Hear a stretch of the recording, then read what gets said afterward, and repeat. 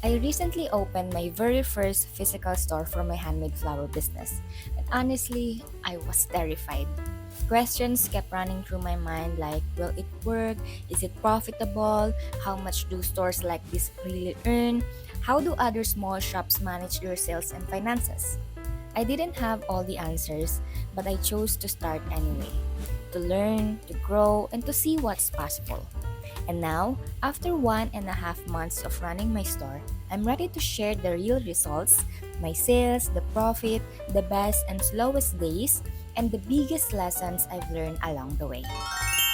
Hi guys, I'm Liana, a full-time crafter and a small business owner. This video has 4 parts. One is how's the sales, ano yung mga araw na may matataas na sales and ano naman yung may mababang sales. 2, what are the pros and cons of having a physical store? 3, is it worth it? Like overall. Number 4, lessons that I've learned. Okay. How's the sales? What are the numbers? Yan ang pinaka-importante because hindi lang mahalaga na nag-enjoy tayo, dapat nakikita din sa numbers natin na we are really growing and may napapala tayo sa pag-work hard natin. Okay, so this is my daily transactions. Some of you already know this. Nire-record ko everyday yung mga nangyayari sa business ko. If my sales, if my expenses, andyan lahat yan. So, okay? September 1 to September 30, in terms of physical store sales, I have 19,415. So, if kasama yung TikTok, ayan, 8K. So, ang total ng income ko ay 27,831. Tapos, ang expenses ko naman ay 23,674. So, overall, ang profit ko ay 4,157. It may appear small, but take note that this is our first month. So, ibig sabihin, nagpapakilala pa lang tayo, nagta-transition pa lang tayo from online to physical store. So, for me, this is already a win because ibig sabihin, hindi tayo nalugi. Like, hindi loss. Kumbaga, nagbayad ako ng rent, nagbayad ako ng kung ano-ano, nagbili ako ng mga materials, and then, we still have 4,000. Ganun, okay? So, for me, that's a win. And, makikita natin sa October, na mas lumalaki na yung business. Kasi dito, binlock ko muna tong Cafe Partners and tsaka Shopee and TikTok. Kasi sa physical store muna tayo mag-focus. Okay. So, sa physical store, itong records na to ay hanggang October 16 lang. So, we have 16,735 na sales sa physical store from October 1 to 16. So, ibig sabihin, parang nag-account tayo ng 1K per day na sales. So, that's great, di ba? Kung mag-grind pa ako ng Shopee and TikTok, like sabihin natin at least 500 lang every day. Tapos, meron pa sa Cafe Partners, di ba? Ang laki ng magiging income natin. We still have many days left sa October. So, yun yung nakaka-excite kasi, di ba? Magno-November 1, so undas, maraming mga bibili ng flowers. So, it's so exciting. Tapos magna-December, oh my gosh! Okay, anyways, mga araw na may highest sales. Sunday, next Thursday, Friday. So, ito yung mga numbers. Ang mga lowest days naman natin ay Monday, Saturday, Tuesday, and Wednesday. Number 2, pros and cons. Syempre, exposure, di ba? Madaming mga nag-walk-ins na since nakita nila last daan nila na meron doon, pag naisip na kailangan nila ng flowers, doon na sila bibili. Convenience, since nga malapit and accessible, since malapit tayo sa kalsada, so that's a win for us. Okay, number 3, legitimacy. Yan, big on that. Number 4, it helps me to be more professional and to show up consistently. Madaming times, nung online store pa lang ako, like sa bahay pa lang ako nag-work, is kapag tinatamad ako, kahit meron na akong set of plans talaga, like ginawa ko kagabi, pag bigla akong tinamad or like napagod ako, nagpuyat ako nung kinagabihan, may mga times na hindi ko nagagawa yung mga sinabi kong gagawin ko. Now, na may physical store, so kailangan talaga mag-show up ako ng ganitong oras kasi yun yung nilagay ko sa details ng shop, like 9 a.m. to 6 p.m., yun yung opening ko. So, nakakahiya naman na tanghali na, hindi pa ako bukas, or like, sarado ako ng ganitong araw, parang pa on and off, di ba? Parang pangit tignan.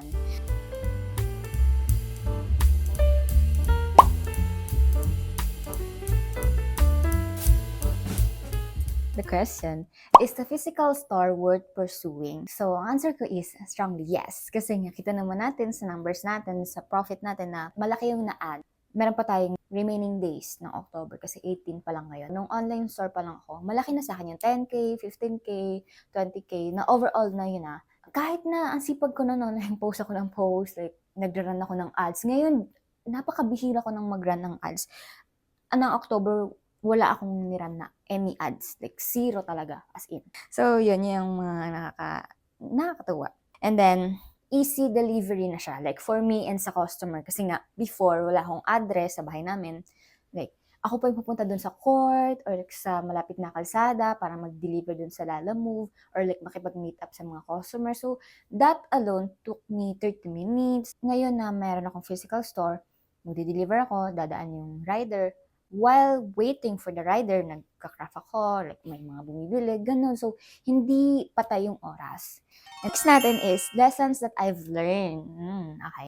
Una-una dun yung hindi ko na-distribute ng maayos yung profit ko. Like, okay, may 18K, ay 19K akong sales. Nasaan na siya?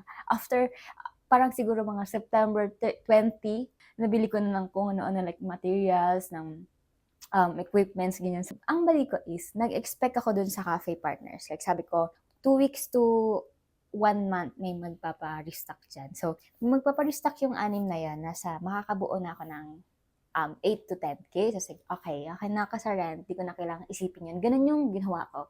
Which is, mali pala kasi, September is a slow month. Like, walang nagpa-restock na cafe partners sa buong month. So, sabi ko, paano na? Ayan. So, buti na lang, siguro halfway, mga 15 to 30, nagbatak ako sa Shopee and sa TikTok. So, dun ako nakabawi ng pambayad ng renta. Ang solution ko dun ay profit first. So, alam ko na to, it's a book. Pero hindi ko in-apply. Like, alam ko lang, pero hindi ko in-apply before. So, now, October, in-apply ko na siya. So, literal na profit first. Itatabi mo na yung profit mo, and then yung iba-ibang, parang kumbaga, i-distribute mo na iba-ibang aspect ng business. Sa akin, 50% operating expense, 20% owner's pay, 10% profit, which can be savings or like emergency funds. 10% is for tax. Another 10% is for reinvestment. So, by doing that, it helps me distinguish kung ano yung purpose ng money na to. It avoid random or over expenses. So, number 2 na natutunan ko, have a multiple ways of earning sales. Diba? Kasi nga, hindi pwede na mag-expect lang tayo dun sa isa, tapos hahayaan na natin na yun na yun, bahala na siyang mag-produce para dito sa expenses na to. So, sa akin, meron 3, yung online store, which is Shopee and TikTok, and then cafe partners, physical store. So, if kaya pa ng time ko, pwede ako mag-add ng mga pop-up store, like bazaar, changge, ganyan. 3, listen and let people browse. So, ito yung mga natutunan ko sa, customer interaction. Kasi, noon na, yung pagkabukas ko ng store, parang feeling ko kailangan kong kausapin lahat ng tao. Like, pagpapasok sila, yung mga ganyan, ano po sa inyo, ano pong bibili nyo, ano pong gusto nyo kulay, puro ako yung nagdadaldal. Tapos, minsan, parang nape-pressure yung bumibili. Kasi hindi nila, pipiliin nila. Kasi hindi pa sila nakapag-browse. Dumaldaldal na ako. So, naisip ko, dapat pala, shut up lang. Chill ka lang, ganyan. Let them browse. Tapos, tsaka sila, pag nagtanong sila, tsaka ka magsalita. Pero, syempre, i-greet mo pa rin sila. Smile ka, ganyan. Majority of the time naman, alam na nila kung ano yung kulay na gusto nila. Kasi, diba, yung favorite color na pag-ibigan nila, ano yung price range na kaya lang nila, ganyan. So, let them browse first. And then, when sales is slow, that is the time to craft and not to be malungkot. Kasi ganyan ako nung siguro ng mga first few weeks, like siguro hanggang 3rd week nung pag-open ko. Siyempre may mga slow days. Lalo na hindi pa naman ako kilala dun sa lugar. Di ba, bago pa lang ako. Palang feeling ko, pag mabagal, may mali akong ginagawa. Like, ang dami kong sinalihang groups. Post ako dito, ganyan. Kasi parang na-anxious ako na, halo, ang bagal, wala bumibili. Anong gagawin ko? Kanya Teacher's Day, ang konti na nagawa ako kasi nga nagpaka-imo ako ng mga slow days. So, kapag kailangan na talaga ng products, ng on-hand products, wala akong mabigay kasi konti lang yung nagawa ko. So, ganun. So, yun yung mindset ko. Pag slow days, don't be sad. Ganun talaga ang buhay. Hindi palaging malakas sa business. I hope na kahit pa paano may natutunan kayo sa video na to. And Thank you sa mga customers ko. Thank you for watching. And that is all for my 1.5 month of running a physical store. To help you reflect on everything I shared, here's a quick snapshot of my notes. Thank you so much for watching and for growing with me. Don't forget to like and subscribe if you want to see how this journey continues. See you in the next one.